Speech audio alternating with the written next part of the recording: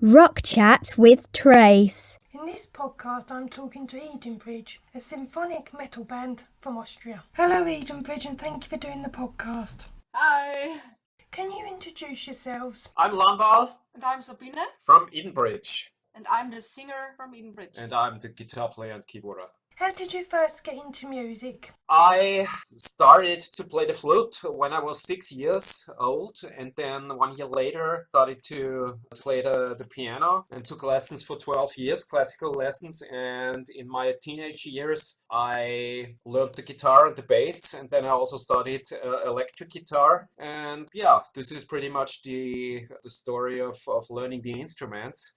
And when I was 18 years old, I started to compose and got into this. And then from that point on, it was pretty much clear I wanted to live as a professional musician. And for me, I was a singer in different choirs when I was a child, and got lessons in guitar playing as a child. And I think it was 1994. I began as a guitarist and singer in an all-girl band. It's just a small thing in my town. And 1995, I began singing vocal lessons, private trainings, and a year later, I joined into the project before Edenbridge. And that was the beginning of Edenbridge a little bit later. What equipment do you use? Well, I'm endorsing Ibanez guitars for more than 10 years now. I play them live in the studio, of course. I have a lot of instruments at home, so I'm endorsing samples of orchestral tools, which are great orchestral samples. And apart from that, I'm using various things. Name your favourite 3 albums and why. Well, I would say, of course, Dream Theater, Images and Words. Then I would mention Threshold, Subsurface, and that's difficult. I would say the third album, let's say Vangelis, 1492, Conquest of Paradise. I can't say the album, but I'm a fan of Survivor, for example. I like also pop music, Celine Dion, Sarah Brightman when it comes to female vocals, and also Threshold and DC Cooper as a singer. Yeah, Mike Baker from Shadow Gallery. Shadow Gallery. I don't know the names of the albums. How did Edenbridge form? How did we form? As Sabine said before, I was in the pre-band of Edenbridge called Cascade when I played together with our first bass player Kurt, and Sabine joined the pre-band, and at a certain point we renamed it into Edenbridge in 1998. And then we found the drummer for the first album, Roland, and then the first lineup was complete. Long time ago. For people that have not heard of you, how would you describe Edenbridge? I would call it symphonic metal, definitely, because we always had the classical influences in our music, and in the beginning, also now we have a lot of ethnic influences. So we're using a lot of different instruments too. But the general sound I would call symphonic metal.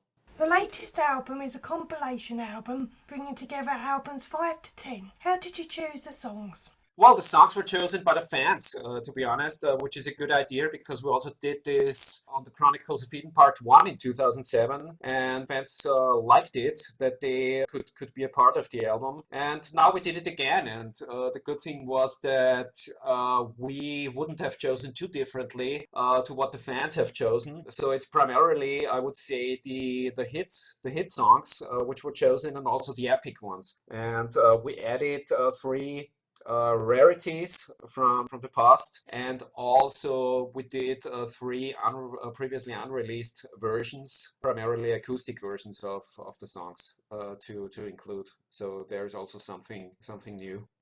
Why did you choose to do 2 acoustic songs? The point was that I had the idea to transform especially Higher into something completely different. So we did a more jazzy acoustic version. I transformed all the chords, the original chords, into some kind of jazzy chords, and I think this the outcome was really nice. And Paramount I chose because Paramount, apart from Higher, was one of the most favorite songs of the fans. So I think this was near to also transform this one into an acoustic version. Turning Gold will be released on December 11th. Why that single? It was hard to say, but Tar and Gold was one song of the last album, and we wanted to do also a lyric video, which will be released on December 11. And we had some special ideas for this video, so I think the outcome was absolutely great. What we could do and which pictures we got, and yeah, this was I think a discussion between us and the record label, and we finally decided to do Tar and Gold as the single. Why did you choose to work with the orchestras? Well, as I said before, we our sound is called symphonic metal, and therefore I think it's near to also integrate real orchestras. We not always had real orchestras on the album, because sometimes you have to judge if there is enough material to be recorded with a real orchestra, because it's always a question of money, of course. But on two albums, we had a lot of orchestrations, especially on the album My of Dream, where there was 40 minutes of music, which we recorded back then in Prague with the Czech Film Orchestra. And of course, it's great, but then there were also albums where the orchestrations was less. So there we used also samples. Samples are, of course, getting better and better from year to year, but of course, a real orchestra is the real thing. The great thing is that Landval is doing the orchestration by himself, so that's makes it different to other bands. They most of the time need somebody else for that, and that's great to have this knowledge in the band, because he knows where it needs more of the orchestration and sometimes less, and it's always up to the song, of course. Yeah, this is also a question of arrangement. Then it's always important, of course, to not overlay the music with layers and layers. So of course the vocals are clearly there. I think this is the most important thing, and then to build everything around. How do you separate producing to recording the song? As I said, I always did the songwriting and the arrangements. And producing is then hand in hand, of course, with all that, because I think from the beginning on, I had a very clear vision when it came to the sound of the band. And producing is also a thing that you have to get into and learn. And thankfully, we have Carl Grom from Threshold for the mixing process, and this is also a very important factor in our sound, that we simply know each other so well in when it came to the last 15 years, and therefore it's great to have him too. How did you come up with the artwork images? Well, Johannes, our drummer, who joined the band in 2016, is a 3D graphic designer in his day job, and therefore it was very near to integrate him in the whole visual concept of the band, because he simply knows what he is doing. And most of the time, Sabine has the important ideas when it comes to the whole visual concept. And then most of the time we sit together and discuss everything, and let him work. And then of course there is a starting point, and then we move forward, and then we change something. Yeah, and then let new ideas in. It's also a inspiration thing, and it's like you produce a song and arrange a song. It's you start from a certain point, and then you move forward till we're all happy with the final result. You're a very spiritual band. How does that influence your songwriting?